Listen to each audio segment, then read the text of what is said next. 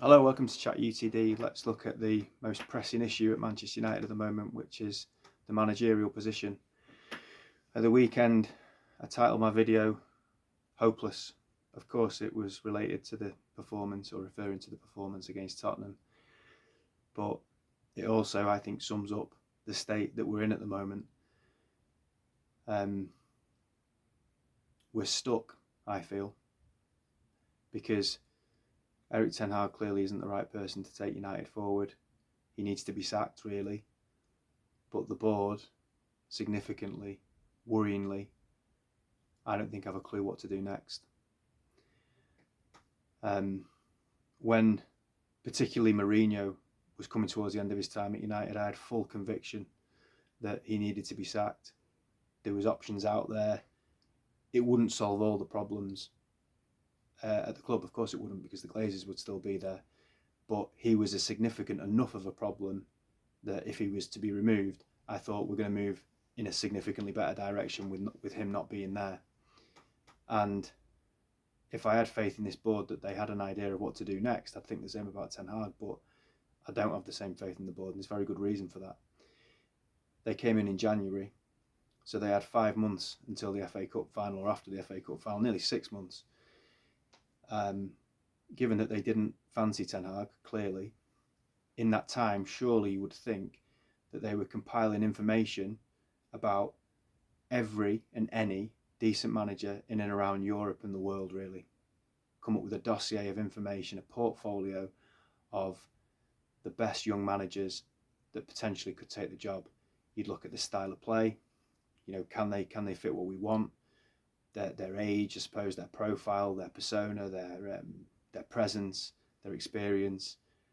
Do they develop young players? Have they managed in European competition? Just anything and everything, really. A conscientious football club does that. And then you come up with a shortlist based on what you found. I know 100% Man United didn't do that. How? Because the shortlist of people that we apparently spoke to were Roberto De Zerbi, Maurizio Pochettino, and Thomas Tuchel. All three of them were either sacked or left by mutual consent, whatever, their clubs, and were available. The only slightly left field option was Kieran McKenna. So what that tells me is what the club decided was, we're going to wait until the end of the season, see who gets sacked or leaves their clubs, and that's our shortlist. Lazy, disorganised, Glazer-like behaviour, underprepared, not best in class at all. And it gives them the convenient out of, there's not really anyone else out there, so we can stick with Ten Hag, can't we? It gives them the out that that's the reason they made that call. We've let them off the hook with this far too easily, United fans have, because that isn't the reason that Ten Hag's still in position. It's because they haven't done their homework, they haven't done their job properly, and they haven't come up with a decent enough amount of information on managers that would come in and do a better job than Ten Hag. If the pool of people you're choosing from are people that have just recently come out of work but been sacked or left by mutual consent or otherwise, it's going to be piss poor, isn't it? So since when is that the pool of people that we choose from to try and make them manager of Man United? Probably since the Glazers came in, really. That's not, as I say, they put forward that they were going to be best in class. And in other areas of the club, they've got Barada in, they've got Ashworth in. Smart appointments. Do they not think the manager's an important role? I don't know. But they've not done their work, they've not done their homework on it, they've not done their jobs properly. That's the problem here. It's the crux of the problem. People point to the fact that Barada wasn't in position because he was on gardening leave. Ashworth is the same. It doesn't really matter. I'm not talking about going and meeting with a manager. I'm talking about coming up with a list, compiling information, coming up with a portfolio. They could have been liaising with Beresford, Jean-Claude Blanc, latterly Jason Wilcox and Sir Jim Ratcliffe, and between them come up with a list of people that would be decent candidates to take the job. I point to Brighton, and I do it quite regularly. Not because their manager might not prove to be any good, but within days, probably hours, of De Zerbi leaving, they had their manager in place. Because it's all there, I imagine. I think they've got that portfolio. I think they've got that dossier. Maybe Dan Ashworth needs to go and do a bit of digging around there, because they're just seamless when a manager goes for whatever reason. They've got the next one lined up. United had 5 months to work something out and waited to see who was available. Glazers, that's what it is. It's Glazer-like behaviour. So subsequently, here we are, in October, 5 months later. I don't know if now they do have that dossier, or maybe they do have more information, I don't know. But predictably, we're struggling. And now they're in a really difficult position. As I say, a hopeless position, really. They're stuck because they know full well that Ten Hag isn't the right person to take it forward, and they won't want to stick with him, probably, for fear of it getting worse. We're certainly not moving anywhere forward with him in charge. But if you sack him after 6 games, you look like a right load of dickheads. So they're in a really tricky position. And also, as I said, I don't think they have a clue what to do next. I thought that Van Nistelrooy was a shoo-in as an interim. Thought that's why he'd been put there, to be honest with you. But the word on the street is that they've got a viable option, and a viable long-term option, and that if Van Nistelrooy was to take the job, it would only be on a short-term interim basis until they got the other person in place. So who's the viable option? If I had to guess, it'll be someone that's available on the cheap again. And if I'm looking at that as the criteria, then it's probably going to be Southgate or Tuchel. So let's look at those two. I think Southgate did a really good job for England. I think he's very underappreciated, but this isn't a chat ENG, it's a chat UTD. And I don't want Southgate to be United's manager, mainly because he won't play a style of play that I like, and Jim Ratcliffe has said that the board are going to set the playing style. I hope that what they want is progressive, possession-based attacking football. Well, Southgate has never done that. I don't think he can do that, and I don't think he believes that's the way football should be played. So it's not a match. That's my issue with Southgate. I have none of this vitriolic hatred towards him, which a lot of United fans seem to have, which I don't get, but each to their own. If he became our manager, I'd get behind him and try and see the positives, but it'd be a massive compromise. And I think it'd be one of the most unpopular appointments you can imagine. And then Tuchel is just lazy. It's let's see who's out there, who's won a few trophies, who's managed some big-ish clubs, who's available. Relatively big name there, Thomas Tuchel. Hardly captures the imagination, does it? And I think if you actually dig a bit deeper, I think INEOS probably wants someone that's relatively mouldable, that will play to their tune. That's not him. He's a troublemaker. Never stays anywhere too long, doesn't build clubs or teams. Has quite a mixed CV, although he's had some success. I think if you dig beneath the surface, it's not spectacular. It'd be a really lazy appointment. Maybe it might be someone else. I'd hope so. Because I refuse to believe that there isn't anybody out there. And you get other fan channels sort of saying things like, well, if you're going to hypothetically sack a manager, you need to hypothetically know who the replacement is. No, I don't. I've got information, I've got intel on Erik Ten Hag because I can see it right in front of my face. I've got loads of evidence to suggest it's right that he doesn't manage Man United anymore. I know that because I know Man United. It's not my job to know a list of managers with the traits that INEOS want and to scour Europe and the world to find good managers. That's not my job. I'm too busy, sorry. I'm not going to be doing that. I know about football, and I know about some stuff in Europe, and I know about some managers, and I did a bit of a profile on Thiago Motta because I was interested in him and I thought he might be a good shout, but he's gone to Juventus. I don't think the club were ever looking at him. Probably a bit too left field, but I support Man United. That's my area of expertise, is probably the wrong word, but you know what I mean.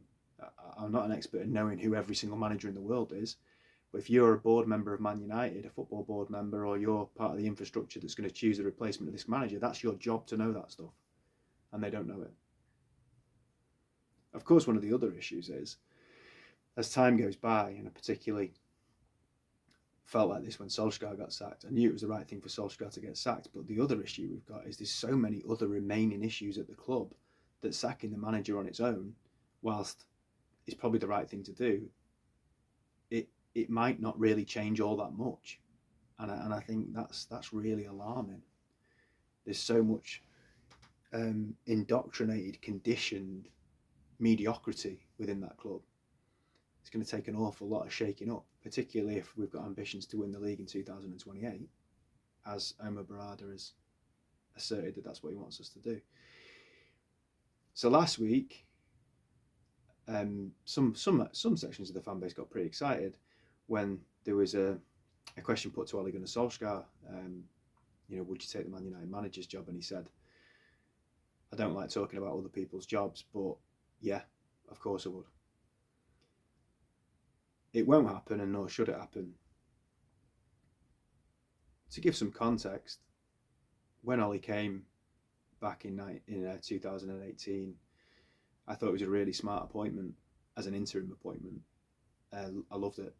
I was delighted, mainly because it meant Mourinho wasn't there anymore.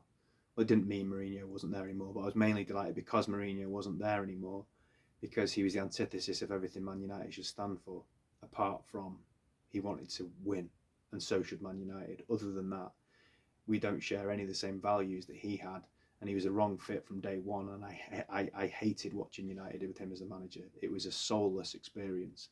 So I wanted some of my club back. I wanted a remnant of Fergie to come back.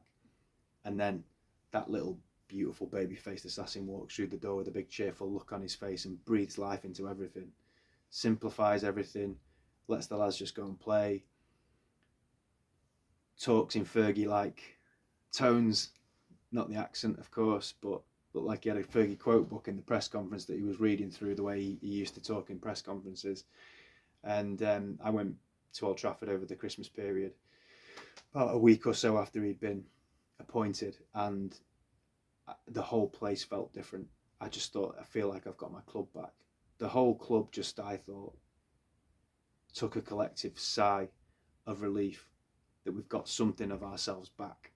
What an incredible impact, by the way, to make one person on such a big job. I think he was like a director of football and a manager in one, in particular in those first few weeks and months. We played some really good football. We won games. Players looked hungry.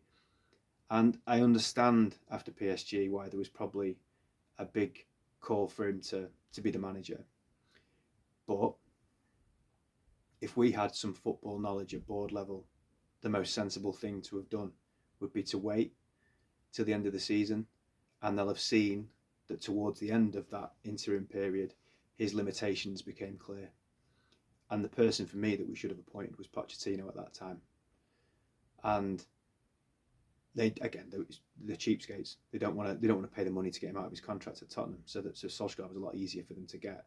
And now people retrospectively look at Pochettino and are quite snobby about it, and are like, oh, he's never any good. Personally, I think at that time he would have been perfect for United. But nonetheless, he got the contract, Solskjaer, and you've got to give him his due.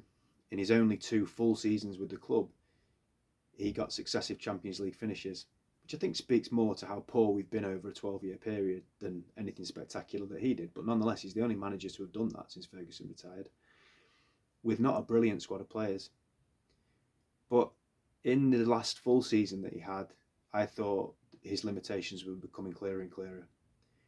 We were very much a moments team where we relied on individual players being in form. And I think he massaged their egos and made them feel important. So enough of them were in form, but form's temporary. And what do you fall back on when those players aren't in form? And that's what I started to see.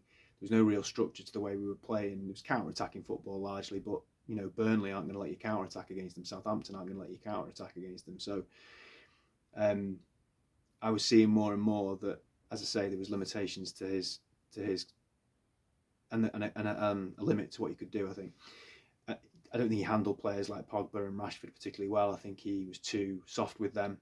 He placated them. He didn't want to disappoint them. So then they both played when it didn't really fit. And I thought at the end of that season, we finished a distant second. We got to the Europa League final. That was the time to say, Ollie, you've been phenomenal. What a fantastic servant to the club you are. But going from 6th to a distant second, massive progress though it is very different from going from a distant second to winning the league and then building on that, which is what we needed to do next. And he was never capable of doing that. And anyone that knows anything about football would know that. And we didn't have anyone that knew anything about football on the board. So it was a good ride. There was ups and downs. It was right that it came to an end. And to suggest that he comes back now is absurd, because we're supposed to now be a progressive, forward-thinking football club. There's arguments to say that's not true, that we're not, but we're supposed to be. And that's not a forward-thinking, progressive move. It's been done. And it needs to be left in the past. You're not even going to get the novelty factor of, Ollie's back. And the fans get the shirts out and they sing the songs late in May of '99 and all that kind of stuff. You'll get that maybe for a week or two. But I would think after a very short period of time, his limitations would come to the surface again and it could get ugly. And I don't want to see that, because the guy is a legend and I don't want to see him hounded out by people. And it was so sad watching him at the end of his tenure as manager. But he should have been saved from himself by the board. He should have been let go the summer before that was allowed to happen. So let's leave that where it belongs, which is in the past. It's not an option as far as I'm concerned. I'll finish where I started, really. United are in a very, very difficult position, not because there isn't any options out there. I want to make that very, very distinguishable difference. It's because the board have not done their job properly in identifying what those options are. And that, for me, is echoes of the past, is, like I say, Glazer-like behaviour. It's a bigger picture, massively concerning. Not convinced by INEOS at all. And the way they've handled this doesn't help. Glazer's out.